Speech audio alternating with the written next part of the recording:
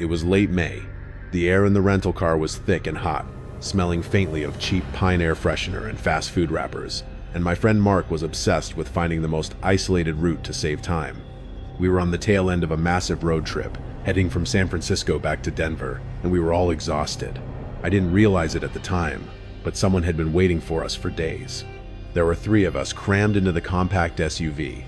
Me driving, Sarah in the passenger seat navigating, and Mark sprawled out in the back, feeding Sarah brilliant navigational ideas from a crumpled, outdated atlas he'd found at a thrift store. Look at this, Sarah," Mark said, leaning over her shoulder, his finger trailing over the paper map. He was the skeptic in our group, always dismissing my occasional paranoia with a loud laugh. "If we take the 190 instead of the 70 all the way through, we cut 3 hours. It links up perfectly, it's just a little less traveled." Sarah, the calm thinker, squinted at the map and then at her phone, which had a single, flickering bar of 4G mark.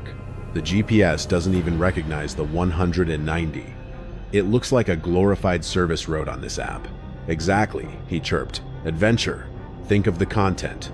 Besides, it's early afternoon. We'll be fine." I was hesitant, leaning towards my general sense of caution. "I don't know, guys. This part of the country is serious wilderness. If we break down, we're miles from anything."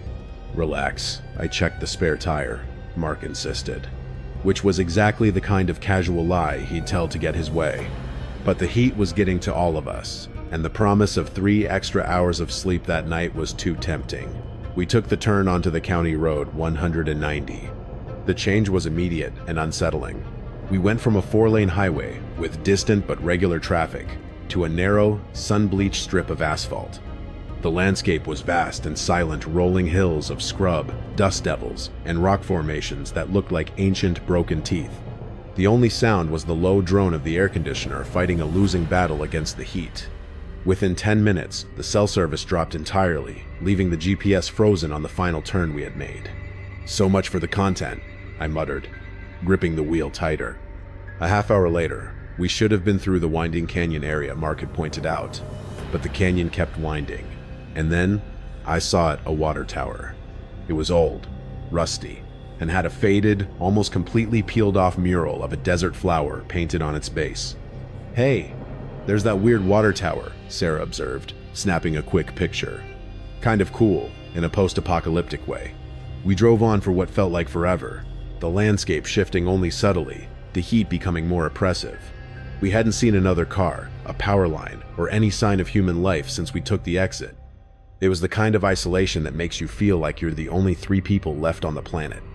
Then, about 20 minutes later, I slammed on the brakes, sending a cloud of dust billowing behind us. "What was that?" Mark yelled, nearly hitting his head on the ceiling. "That," I said, pointing out the window, "is the same water tower." Sarah and Mark both craned their necks. There it was, the rusty legs, the exact same faded desert flower mural, the same pattern of peeling paint near the dome. It was impossible. We had been driving forward at highway speed for 20 minutes. "No, it's just one that looks like it," Mark scoffed, the skeptic kicking in hard. "It's a common design, man. Come on, let's go. It's a shortcut, not a time loop." I let off the brake, but a knot of dread had tightened in my stomach. The road felt wrong, the air felt heavy, like we were being watched. I looked in my rearview mirror. Far, far in the distance, a dust trail was rising, and at the head of that dust trail was a vehicle. It was a dark, boxy SUV, older, maybe a 90 model, and it was moving fast. Too fast. "Someone's coming up behind us," I announced. Finally, Mark sighed. "See? Civilization." But the way the vehicle drove was odd. It didn't try to close the distance quickly and overtake us. It stayed just at the point where it was visible, an indistinct, dark shape constantly churning up a column of brown dust. It was like a shadow following us, keeping its exact profile just out of range of comfortable vision. I decided to test it. I sped up to 85 miles per hour. The car behind us sped up. I slowed down to 60 miles per hour. The car behind us slowed down, maintaining the exact, annoying distance. "Okay, I don't like this," Sarah admitted, pulling her feet up onto the seat. "They're matching our speed perfectly. They're pacing us." "Maybe they're just," Mark started to rationalize, but he cut himself off. The silence was becoming too much for even him. We were driving through a landscape of nothing, constantly seeing the same unsettling, generic landmarks, and now we had a silent, tailing shadow. It stopped feeling like a shortcut and started feeling like a corridor. My paranoia was becoming reality. We need to get off this road. Now, I said, my voice unnaturally flat. Where? Sarah asked, pointing at the featureless, rocky shoulder. There's nothing here. I don't care, I insisted, my hands slick on the steering wheel. If we hit a town, we turn, we stop, we get gas, we do something to break this pattern. Up ahead, a small, faded green sign appeared, the first actual road sign we had seen that wasn't a warning about rock slides. It pointed to a turnoff. Junction 190, A, the settlement, 5 miles. A settlement, Sarah said, relief flooding her voice. 5 miles, let's do it. I took the turnoff immediately, spinning the tires on the loose gravel. We were now on a dirt road, the dust cloud behind us thick and blinding, but I didn't care. I needed to see that tailing car pass by or take the turn. I stopped the car, killed the engine, and we waited in agonizing silence, the engine ticking as it cooled. We watched the main road, the 190, through the shimmering heat haze. We waited for 3 full minutes. The dust cloud from the dark SUV was huge, but it never passed the junction. Did they stop? Mark whispered, no longer sounding like the skeptic.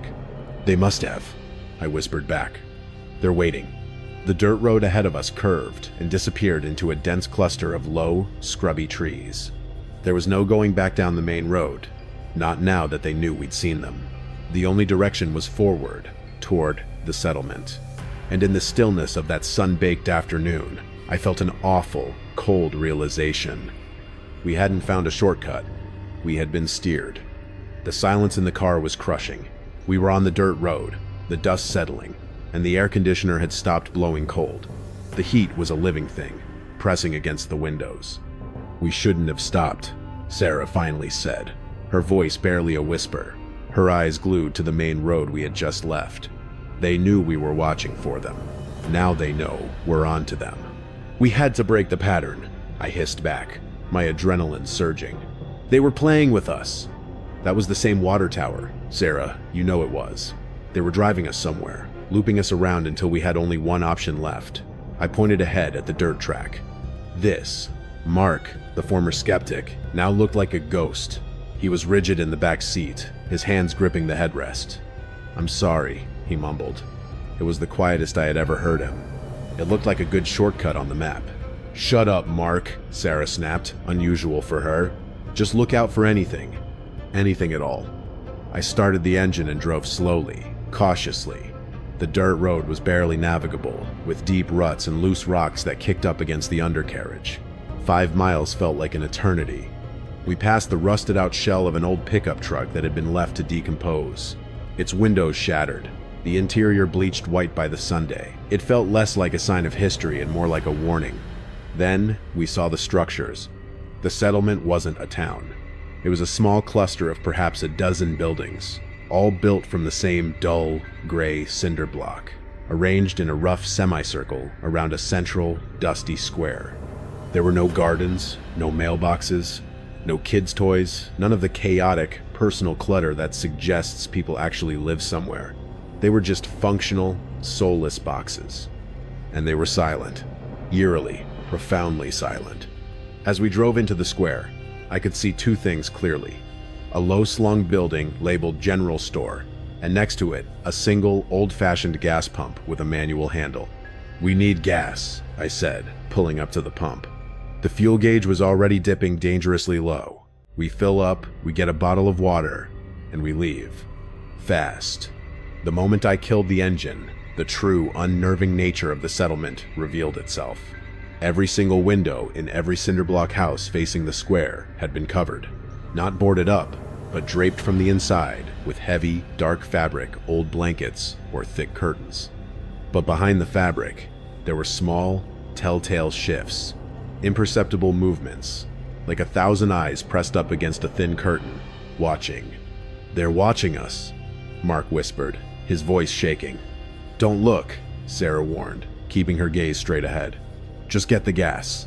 I got out of the car, my heart hammering against my ribs. The air was still and hot, and the silence was so complete it felt like a pressure in my ears. I opened the fuel cap and approached the gas pump. It looked ancient. I pulled the lever, trying to figure out how to start the flow. Nothing. The meter didn't budge. I pulled the lever again. Still nothing. Then, the general store door creaked open. A man stepped out. He was tall and lean, dressed in faded denim overalls and a button-up shirt that was too clean for the environment. He wore a wide-brimmed straw hat that completely obscured his face in shadow, but he didn't move. He just stood there, framed by the doorway, utterly still. "Excuse me," I called out, trying to sound friendly and casual, projecting a false sense of confidence. "Pump won't start. Do you have to flip a switch or something?" The man didn't answer. He didn't move a muscle. He was a statue of silence and shadow. My throat suddenly went dry. "Look," I said, trying to force a laugh. "We're just passing through. Long drive. Just need some gas, and we'll be out of your way." The man lifted his hand, slowly, deliberately. He raised it to the brim of his hat, kept it there for a moment, and then used his thumb and forefinger to ever so slightly lift the hat, just enough for a sliver of light to catch his eyes. And those eyes were the color of stagnant water, pale, cold, and utterly empty of curiosity or malice. They held only an immense, terrifying patience. He wasn't looking at me. He was looking through me. And in that brief second, I understood. This wasn't a misunderstanding. This was a process. He dropped the hat back down. He pointed a single, long finger, not at the pump, but back over my shoulder. My blood turned to ice. I didn't need to turn around to know what I would see. The sound came a second later, the low, growling idle of a large engine. "Get in the car, now!" I screamed. I scrambled back into the driver's seat, fumbling with the keys. Mark was hyperventilating in the back. Sarah was already pulling her seatbelt on, her knuckles white. "Go, go, go!" she yelled. I slammed the gas pedal to the floor. The car spun in the loose dirt, fishtailing violently, then shot out of the square and down the single road leading away from the settlement. In the rearview mirror, I saw the dark, boxy SUV from the main road. It had parked directly in front of the general store. Two men, identically dressed to the one in the doorway, were getting out of it. They didn't run. They didn't shout. They just stood on either side of the general store man, all three of them watching our frantic retreat with the same look of vacant, infinite patience. They had driven us here. They had funneled us off the main road and into their net. And now they were letting us go, but only in one direction. I drove maniacally for 10 minutes, praying the dirt road would connect back to a major highway. It didn't. It twisted and climbed up a scrub-covered ridge. I risked a quick glance in the side mirror, and my stomach dropped out. The dark SUV was behind us again. It hadn't sped up to chase. It was just there, following, maintaining the same perfect, unnerving distance, knowing that we were trapped on the only road that existed. "They're behind us again," Mark wailed. "They're not trying to catch us," Sarah said, her voice shaking with forced logic. "They're trying to keep us on the road. Why? What's at the end of this road?" I didn't answer. I was too busy watching the road ahead, where the ridge began to drop steeply. The road was barely 2 tire widths wide now, with a sheer drop-off on one side. Al final, unavoidable canyon road. Then, Sarah saw it first. "Up ahead! Look at the road!" Painted across the asphalt, in thick, amateurish white paint, was a single, stark word. It hadn't been painted there to be read by passing traffic. It had been painted there to be read by the people driving out. The word was exit. I didn't know what was behind that word, but the knowledge that our route was pre-planned, that our choice was an illusion, and that a group of people had orchestrated this entire, elaborate herding was the most psychologically shattering realization of my life. I sped towards the white word, the dark SUV, a patient shadow in the mirror, knowing that no matter what I did, I was already at the mercy of whatever was waiting at the end of their design.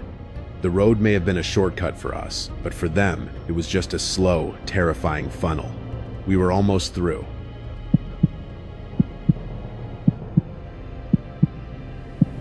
It was the summer of 2015, and my sister Chloe and I were doing something we hadn't done since we were teenagers. A full-on, back-to-basics camping trip. We decided on the Redwood National Park in Northern California. It felt safe, familiar, but also vast enough to feel like an escape. I didn't realize it at the time, but the familiar trees were only watching us for so long. I was the main narrator in my early 30 seconds, practical, cautious, and the one who always handled the logistics. Chloe, a year older, was the overreactor, prone to anxiety, but with a sharp, almost cynical humor that usually kept things light. We arrived late on a Friday, navigating the narrow, winding access road to our assigned site, which was nestled deep in a small grove of trees, separated from the nearest sites by a thick curtain of foliage. We set up our 4-person tent, a ridiculous size for 2 people, but we liked the space, and by the time we were done, the sun was long gone, and the towering redwoods were nothing but black, monolithic pillars against a sky dense with stars.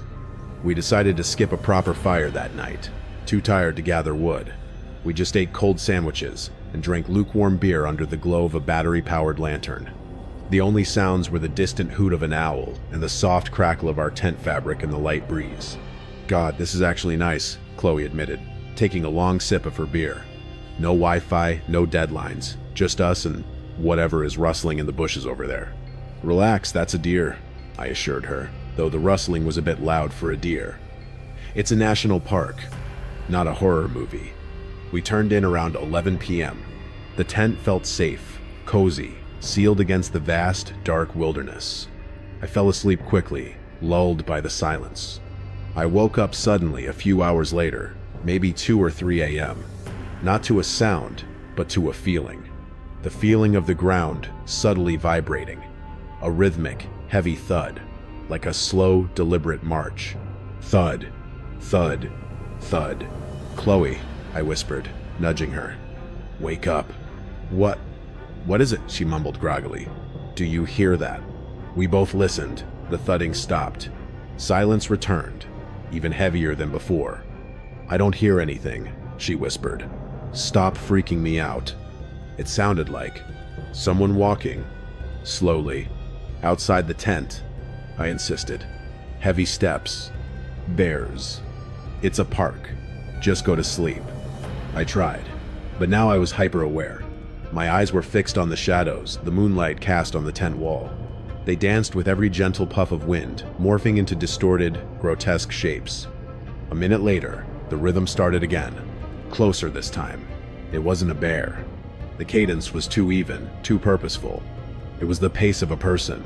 A large person, or someone dragging a heavy foot. The sound seemed to circle our tent, slowly, like a predator mapping its territory. Chloe shot bolt upright. Okay, that's not a bear. Her voice was now strained and high-pitched. Just stay quiet, I mouthed. The thudding stopped right outside the tent flap, maybe 3 feet from my head. The silence that followed was deafening. I could hear Chloe's shallow breathing, my own heart hammering a wild tattoo against my ribs. Then, a new sound. A low, wet, guttural noise.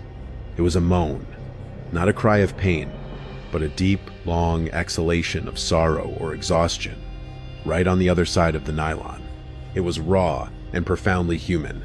Hello? I called out, my voice cracking slightly, despite my best efforts to sound commanding. We're sleeping. Please go to your site. The moan stopped. We waited. 10, 20 seconds that stretched into an eternity. Then, the zipper of the tent, right where my head was resting, was slowly, deliberately pushed upwards from the outside, about an inch. I screamed, a short, involuntary yelp of terror. Chloe screamed too, a high-pitched, sustained note of panic. The outside light, a single, thin beam, flashed into the tent through the small opening. It wasn't the strong, yellow beam of a good flashlight. It was a weak, unsteady, bluish light like the light from an old cell phone screen. The beam moved back and forth, right at our faces, before quickly sweeping down toward our feet. Then, the zipper was pulled back down, just as slowly and deliberately as it had been opened. The thudding returned, retreating now. It receded into the distance until it was lost to the forest silence again. We didn't sleep for the rest of the night. We sat huddled together, waiting for the first gray wash of dawn, our battery-powered lantern casting a feeble, yellow circle of safety around us. The moment the sun was fully up, washing the redwoods in a warm, comforting light, we burst out of the tent. "We're leaving," Chloe announced, already stuffing her sleeping bag into its sack. "I don't care about the reservation. I don't care about anything. We're leaving." "Agreed," I said, running a hand through my messy hair. "But first, I'm checking the area. I need to know what that was." I circled the tent. The soft soil around the perimeter showed clear impressions of a single, large set of footprints. They weren't bear prints. They were boot prints, deep and wide, suggesting a heavy stride or a heavy person. They started far away, circled the tent, and led back the way they came. Then I noticed the anomaly. The site next to ours, Site 24, separated by about 50 feet of brush, was occupied. We hadn't noticed it last night, but there was a smaller, older-looking canvas tent pitched there, and a small, recently built fire pit. "Someone is next to us," I said, pointing. "Maybe that was them, looking for the bathroom or something." Chloe was already loading our gear into the car. "I don't care. That was not a confused camper. They opened our tent. We're leaving." I walked over to the adjacent site to make a polite, if terse, inquiry. "Hello? Good morning?" I called out. The canvas tent was old and tightly sealed. No one answered. I peered around the site. The fire pit still had a few dying embers. And right next to the fire pit, stuck into the dirt like an abandoned trophy, was a small, plastic sign. It was the official-looking, laminated sign the park rangers used to mark reserved sites. The sign read, "Site 24, reserved for the Gibson family." And then, just below that, in stark, permanent marker, scrawled by an angry hand, the sign had been updated. "Site 24, reserved for the Gibson family. No show." "Chloe, come here," I shouted. She walked over, rubbing the sleep from her eyes. She read the sign, and her face went slack. "No show?" she repeated, a tremor in her voice. But someone is here. The tent. The fire." I looked around the site, then back at our own, big nylon tent. The implication hit me like a physical blow. The Gibson family hadn't arrived. They hadn't canceled.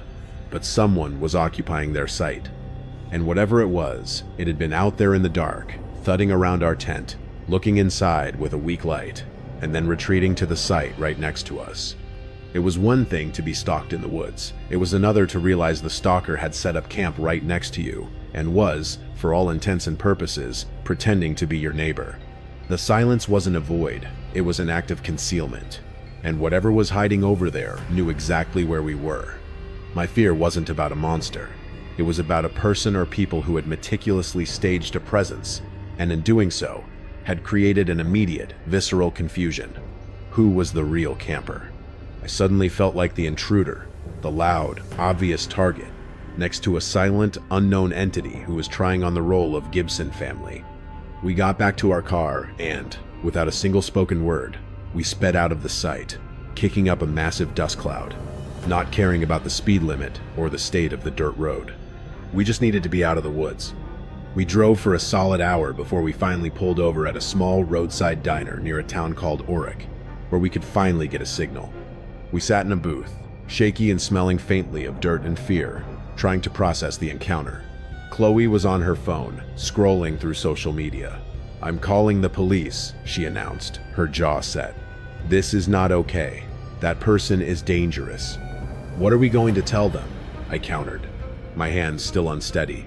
"That someone walked around our tent and didn't leave a note?" "We tell them about the sign, the no-show sign, and the occupied site. They'll just tell us the sign is outdated. We have no proof. We're just two over-caffeinated women who got scared in the woods. I'm calling anyway." While she was dialing, I looked down at my own phone, which had just lit up with a flood of notifications. I saw a text from a colleague I had told about the trip, followed by an emergency alert from the Park Service. I clicked on the text from my colleague first. It was short. "Hey, are you still at Site 23? Ranger called. Need to check on you. Reply as soon as possible."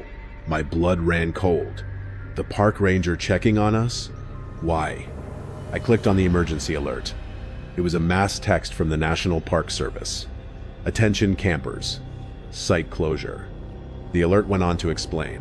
Due to unforeseen circumstances and police activity, all campers must immediately evacuate the area around the access road to sites 20 to 30. If you are staying at sites 20 to 30, please report to the Oric Ranger Station immediately. Be advised, the area is being searched for a suspect involved in a recent illegal occupancy and potential persons of interest. I read the text out loud, my voice catching on the last part. Chloe had hung up her call and was staring at the phone, her hand still hovering over the screen. Illegal occupancy. Persons of interest. Chloe, I said, a terrible, dizzying thought forming in my mind. We were Site 23. That alert is for our area. And then, another notification popped up from a local news source. Search underway for missing family. Last seen near Redwood, National Park, Access Road. The headline was accompanied by a clear, smiling family portrait. The father, the mother, and 2 teenage children. Under the picture, the caption was stark: the Gibson family. My gaze immediately shot across the diner to the large television mounted on the wall. The same smiling faces were on the screen, overlaid with the words, "Situation developing." The dark canvas tent, the fire pit, the no-show sign, the heavy, thudding steps. The raw, guttural moan that was not a warning, but perhaps a sound of distress or exhaustion. The light that had searched the inside of our tent, not for us, but perhaps for what we had. The man had set up camp in the Gibson family's spot, and when we had arrived, the thudding man didn't scare us off. He was just checking on his neighbors, playing the role of the quiet camper right next to the 2 women who were now occupying the very last spot in that secluded area. He wasn't trying to scare us away. He was trying to figure out who we were, and if we were a threat to his new, illegally occupied home. He was settling in, and we were the only witnesses. The terrifying thought was that we hadn't just accidentally camped next to a madman. We had camped next to someone who had replaced the true occupants, and was now performing a terrifying pantomime of normal camping life. The only thing separating us from becoming part of the unforeseen circumstances was the cheap nylon of our tent. I took another look at the picture of the missing family. In the photo, the father, Mr. Gibson, was wearing a thick, heavy-duty hiking boot. A single, distinct, wide footprint. I thought back to the single, large set of boot prints circling our tent. It was entirely possible that the man who had set up camp had been wearing the missing man's shoes. We left the diner and drove straight to the ranger station. We didn't camp again for years. But every time I saw a news report about a missing hiker or a remote campsite incident, I could hear it, the slow, deliberate thud, thud, thud, of someone walking around, not hunting, but testing the boundaries of a place they had wrongly claimed as their own. And that, more than anything, still keeps me awake.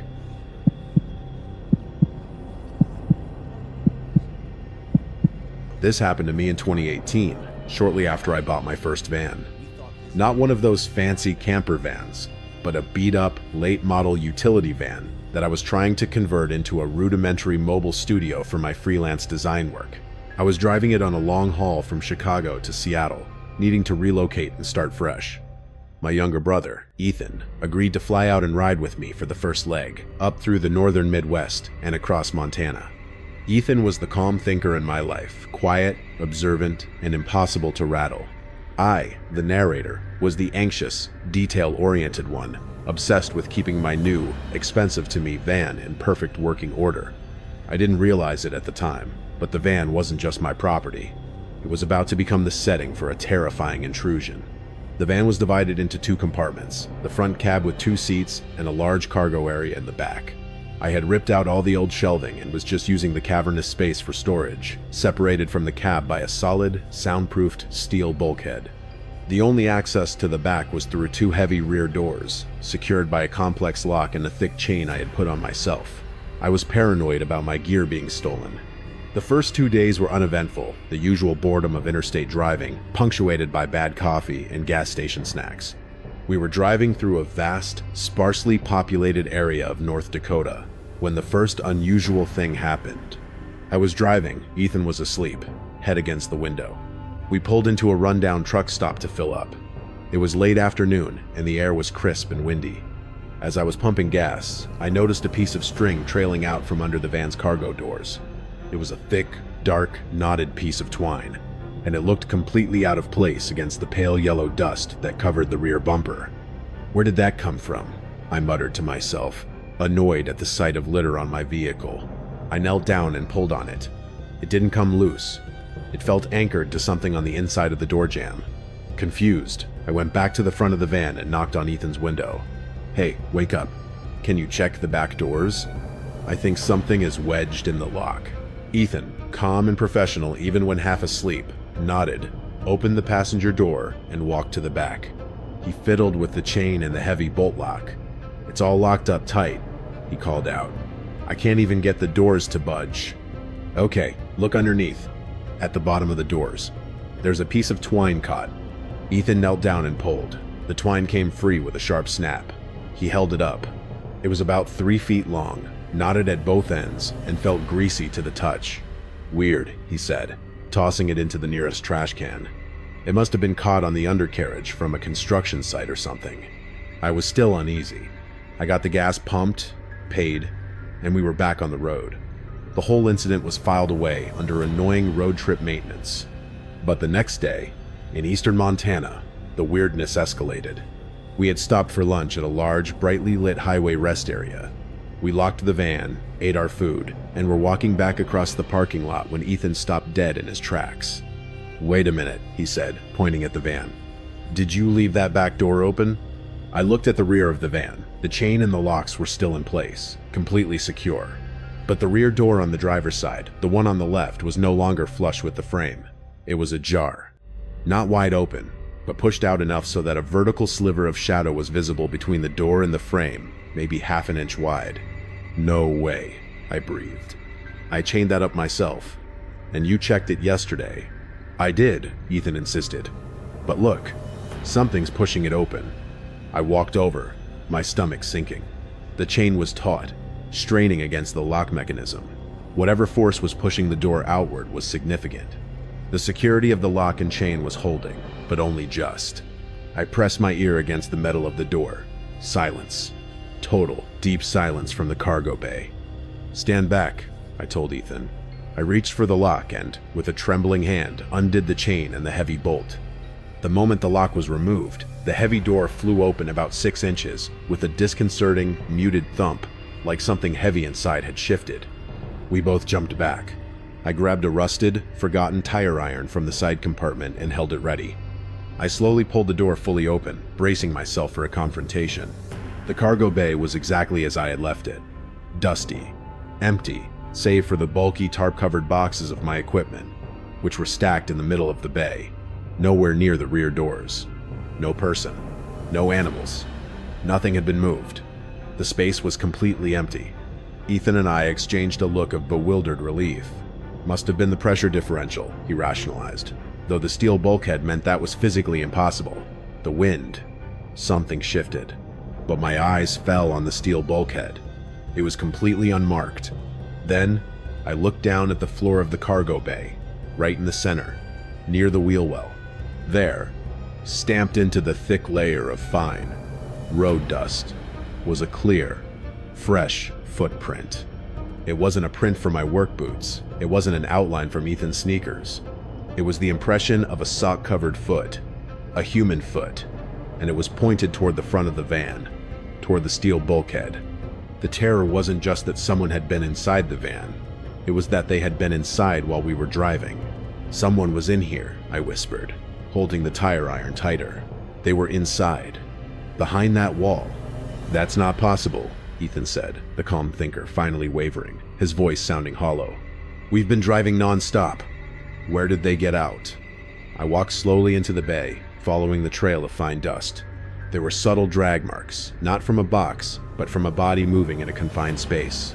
The tracks led to the tarp-covered equipment boxes. I ripped the tarp off. Underneath, the boxes were undisturbed. But on the front of the central box, in the dust where my hand must have brushed it while driving, was a small, perfectly circular smear, a wet spot. It was too small to be saliva. It was clear and viscous, and it was directly next to a small, pencil-sized hole that had been cleanly drilled through the fiberboard of the box. I pressed my fingers against the spot. It felt like a small bit of hardened, sticky sap. I pulled out my phone and used the flashlight to illuminate the steel bulkhead that separated the cab from the cargo bay. The steel was thick, designed to keep noise out and thieves away.